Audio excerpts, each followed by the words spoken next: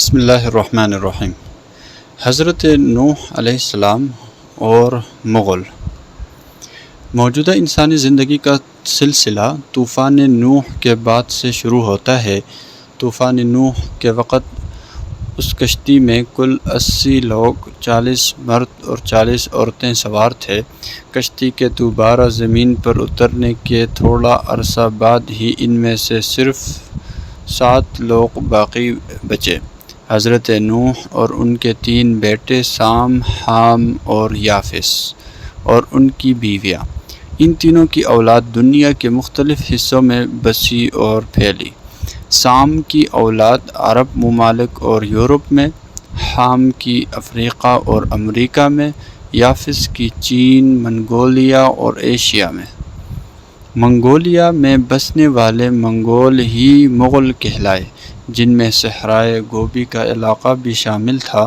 یہ مغل قبائل اپنی آبادی میں اضافے کی وجہ سے خوراک کی کمی کو پورا کرنے کے لیے اپنے پالتو جانوروں کی خوراک کے حصول کے لیے بہتر چراگاہوں کی تلاش میں خانہ بدوش زندگی بسر کرنے لگے۔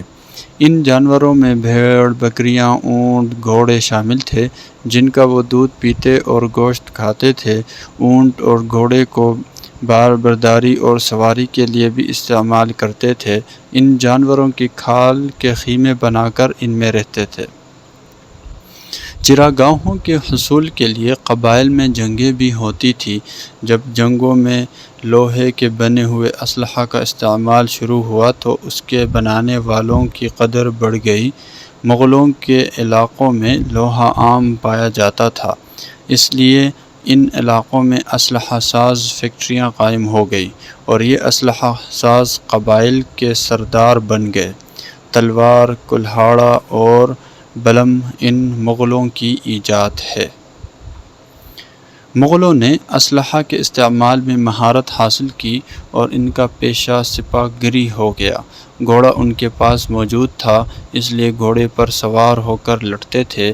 دوسروں کی حفاظت کے عوض خراج بھی وصول کرتے تھے۔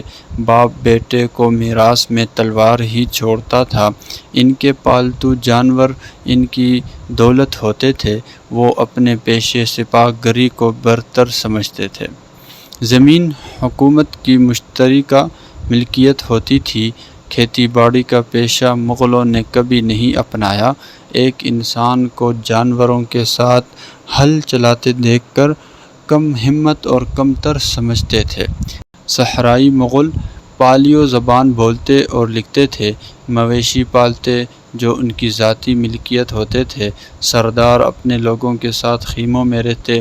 مغل اس خاقان کی ملازمت نہ کرتے جو ان کے ساتھ خیموں میں رہائش نہ رکھتے۔ کھلے میدانوں میں دشمن کے آمنے سامنے لڑنے کے قائل تھے۔ قلعہ بند ہونا بزدلی سمجھتے تھے۔ مغل خاقان اپنے دربار جو ولایتی شان و شوکت کے ساتھ ایک بڑے خیمے میں منعقد کرتے، جسے بارگاہ کہتے تھے، یہ دربار عارضی قیام گاہ میں بھی منعقد کرتے تھے۔ فیصلے باہمی مشورے سے کرتے تھے۔ خاقان اپنی رعایا کا محافظ ہوتا تھا۔ ان کی عام ضروریات پوری کرنا اس کے فرائض میں شامل تھا۔ خاقان کے پاس لامحدود اختیارات ہوتے تھے، جس کی وجہ سے وہ ہر قسم کے فتنہ فساد پر قابو پا لیتا تھا۔ خاقان کے سامنے باغی پاؤں میں زنجیر ڈال کر لائے جاتے تھے۔ احسان کا بدلہ احسان سے دیتے تھے۔ دشمن کو قابو میں لانے کے بعد کوئی رعایت نہ دیتے تھے۔ خاقان اپنی اولاد کی تربیت کے لیے عطالق مقرر کرتے تھے، جو ان کو ان کی سپاہ گری اور قوانین حکومت سکھاتے تھے۔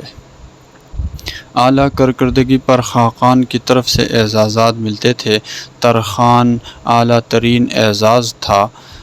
خاقان کئی شادیاں کرتے تھے، مگر اعلیٰ نسل کی بیوی کی اولاد اعلیٰ مقام پاتی تھی۔ اعلیٰ نسل کے مخالفین میں شادیاں کر لیتے تھے اور ان کی قدر کرتے تھے۔ دوسری حکومتوں سے تعلقات قائم کرنے کے لیے سفیر بھیجتے تھے، چنگیز خان نے حکومتی اختیارات اور ذمہ داریوں کو تحریر کیا اور اس پر عمل کیا، اور ان تحریروں کو امیر تیمور نے بھی اپنایا۔